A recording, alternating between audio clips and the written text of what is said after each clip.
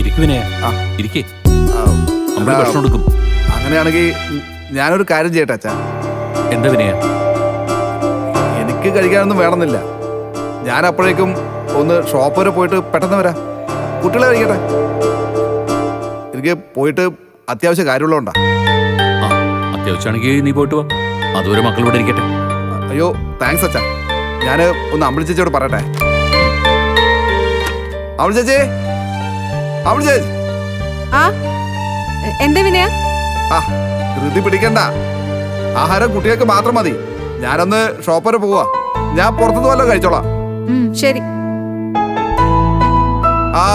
പിന്നെ അമ്പിളി ചേച്ചി, ആഹാരം കഴിച്ചിട്ട് ഒരു 10 മിനിറ്റ് കഴിഞ്ഞിട്ട് ഇതാ ഒരു ടോണിക് ഉണ്ട്, അതൊന്ന് കൊടുക്കണം. മരുന്നും ചീട്ടും താ ഞാൻ ഇവിടെ തന്നെ വെച്ചേക്കോട്ടോ. പിന്നെ പനിയോ ചുമയോ കൂടുവാണെങ്കിൽ ഉച്ചക്ക് കൂടി കൊടുത്തേക്കണേ. അല്ല, അപ്പോ വിനയം വരാൻ താമസിക്കുവോ? ഏയ്, ഞാൻ ഉച്ച കഴിയുമ്പോഴേക്ക് ഇങ്ങെത്തും. ഒരു വർക്കിന്റെ കാര്യം ചേച്ചി. മക്കളെ നോക്കാൻ ജോലി കൂടി വേണമല്ലോ അച്ഛാ. ദേ കുറച്ച് സമയം ഞാനിവരെ അമ്പിളി ചേച്ചിയുടെ അടുത്ത് ഏൽപ്പിച്ചിട്ട് പോവാന്ന് കരുതിയാൽ മതി. പറഞ്ഞു നിന്ന് സമയം കളയാതെ നീ വേഗം പോയിട്ട് വരാൻ നോക്ക് വിനയ. അല്ല ചാ, അമ്പിളി ചേച്ചിക്ക് വേറൊന്നും തോന്നരുതല്ലോ, അതുകൊണ്ടാ. വിനയ, എനിക്ക് ചീരുവിന്റെ കുഞ്ഞുങ്ങളെ നോക്കാനേ മടിയൊന്നുമില്ല കേട്ടോ.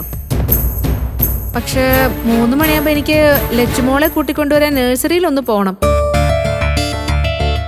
അല്ല, അതിനു മുമ്പേ നീ ഇങ്ങ് വന്നാ മതി. ചേച്ചി. വിനയ, നീ വെക്കോ, ഞാനിവിടെ ഉണ്ടാവും.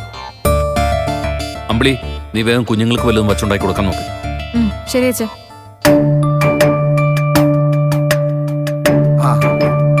മോളെ വാ.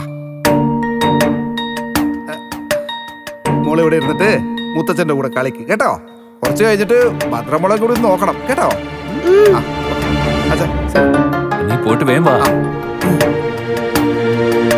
ചേച്ചി, മരുന്നിന്റെ കാര്യം മറക്കണ്ട, ഞാൻ പോണേ. ശരി. മുത്തച്ഛന്റെ പൊന്നുമോളെ, നിങ്ങൾ ഒരിക്കലും ഒറ്റയ്ക്കായി പോവില്ല.